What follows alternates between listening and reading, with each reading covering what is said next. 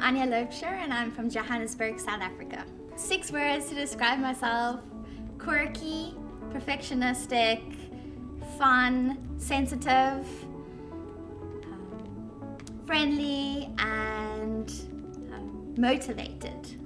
I was working as a graphic designer for 2 years in a niche studio in Cape Town. And at one point I just didn't feel like I was being intellectually stimulated, so I dipped my toes into research and was doing some campaign research across Africa. And then I was missing design, so I started looking around for master's degrees that merged the two. My perspective on design has changed completely. First of all, the aspect that it's in everything and everywhere is really interesting for me and a new thought. Secondly, just seeing the vast variety of thesis topics the class has looked at has really just expanded my idea of design and challenged my thinking. I think what I've really enjoyed about the program are the people. I've made really great friends and I've learned so much.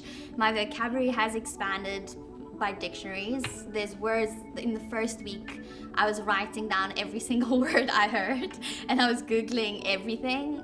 Initially when I was reading, I took so long because I was looking up every single word, and looking back now, I don't have to do that anymore. So I feel like I've grown a lot as a person, I've grown a lot as a design thinker, but also just from a humanity perspective, I feel like the people I've met and the relationships I've built has made me a better person.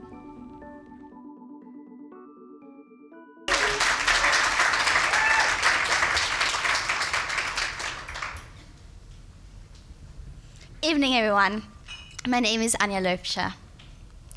I'm a graphic designer from South Africa and traveled 8,000 miles from Johannesburg to New York to join Decrit.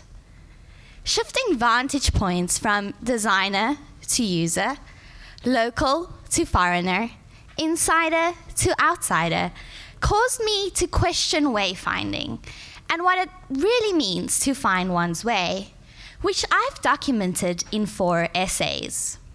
Tonight, I will be sharing an excerpt from one essay called Tunnel Vision. Amidst the August heat, I arrived in New York City a stranger. Every avenue, every building, every storefront was foreign. Even the most ordinary things like the wavy metal bicycle racks affixed to the sidewalk, the plant bedding sunk into the pavement, the little white man signaling safety on the traffic light were different. But from a bird's eye view, looking down at the Google Maps app open on my iPhone, it looked like I was walking the streets of my hometown, Johannesburg. During my first few weeks as an international student in New York, I walked everywhere with my eyes glued to my phone screen. The loquacious dialogue of the cityscape and the people I rubbed shoulders with enveloped me like a tunnel. It felt as if I was a passenger inside a car midway through a mechanical car wash, feeling detached from the blur of multicolored cylindrical bristles spinning rapidly on the car's exterior surface. While isolated tunneling is beneficial in a car wash, it is not as beneficial when walking the streets of New York. Just think back to that fellow pedestrian who walked straight into you on the sidewalk, completely oblivious. Using my phone for navigation, I didn't have to ask anyone for directions.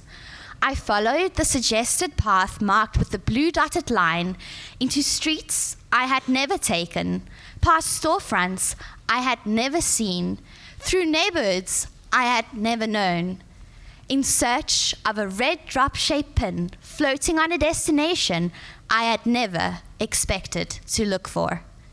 And yet, I felt like a local. Or so I thought. In the past winter, I got lost on numerous occasions when the battery of my phone was affected by the cold weather. I even got lost going to a friend's home I'd visited numerous times before. It turns out, wayfinding is not only navigation and geographic orientation. It is reading and deciphering social cultural codes in the real environment. French theorist and semiotician Roland Barthes said that the city is like a language, and we, the users in the city, are the readers in continual discourse with the city. Over the past few months, I've started to develop the spatial memory of a New York local, consequently using my Google Maps app less and less, especially in my neighborhood, Bay Ridge. With my phone more frequently nestled in my pocket, I am much more observant of my surroundings and how much it differs from back home. The current contenders on the most bizarre observations in New York in comparison to Johannesburg list are seasonal floral wreaths on doors, gardens filled with holiday decorations from everything from Valentine's Day to Christmas, political signage on porches, and the omnipresent American flag. One Saturday morning, while strolling through Bay Ridge, I counted 20 national flags in a half-mile radius. And the afternoon luxury window shopping in Fifth Avenue, Manhattan, I realized that my morning tally was modest in comparison.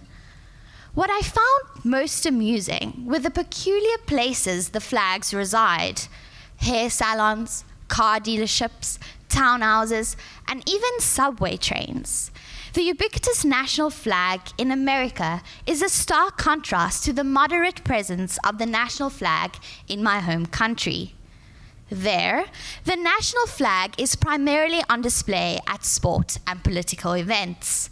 Whenever the flag is needed, one digs it out from the back of the closet in the box containing miscellaneous objects. And once the event is over, it disappears back into darkness.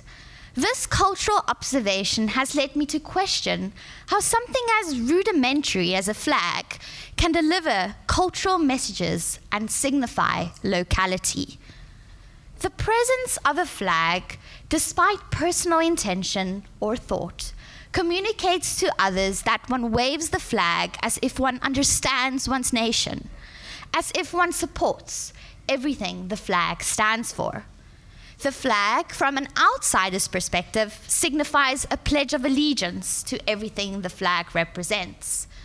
Back in South Africa, whenever I saw the American flag, I thought of American nationalism, unity, and power. With the current political climate in America, the flag's narrative toward me has changed. It communicates distress and disjointedness. A disjointedness I observed traveling from 3rd Avenue in Bay Ridge to 5th Avenue in Manhattan. Bay Ridge is my new home and spatialized identity. I feel like I belong there, that I can roam the streets and enter stores freely. But on 5th Avenue, it's a completely different story. The branding of the luxury storefronts make the stores look desirable, yet inaccessible. So even though I can freely travel and move across different social contexts, I feel that I can't. So complete is each neighborhood, E.B. White wrote in 1949, and so strong the sense of neighborhood that many a New Yorker spends a lifetime within the confines of an area smaller than a country village. Let him walk 2 blocks, and he is in a strange land, feeling uneasy till he gets back. Almost 70 years later, White's assertion is still relevant. Just like one bookshelf can display British novels, haiku poetry, and German history, so buildings in the city are Chinese-run laundromats, Greek Orthodox churches, and Italian delis. Just walking from one street, one block, one neighborhood to another is like reading a different book on the bookshelf. All the cultural nuances, visual communication, and people shape what New York City looks like and how the city feels. But more importantly, where we feel we belong and choose to go and not go. But how are we supposed to read and decipher our environments if the design of digital landscapes emphasize sameness and repeatability? The flat illustrated mode of digital navigation simplifies restaurants, shops, and cafes into standardized color-coded flat illustrated iconography. And in the process, Century 21 department stores become identical to one-of-a-kind boutiques. And local bodegas bear the same mark as Whole Foods. Consequently, these flat representations lose the essence and flavor of the places they are portraying, disintegrating our connections to time, culture, and place. Borrowing from the French anthropologist Marc Auger, if a place can be defined as relational, historical, and concerned with identity, then a space which defies these characteristics will be a non-place. So if technological wayfinding is rooted in sterile modernity and simplified navigational experiences, are digital wayfinding devices creating a non-place? What does existing in a non-place do to people? Will I become a non-person, lost, looking for a way out? Thank you.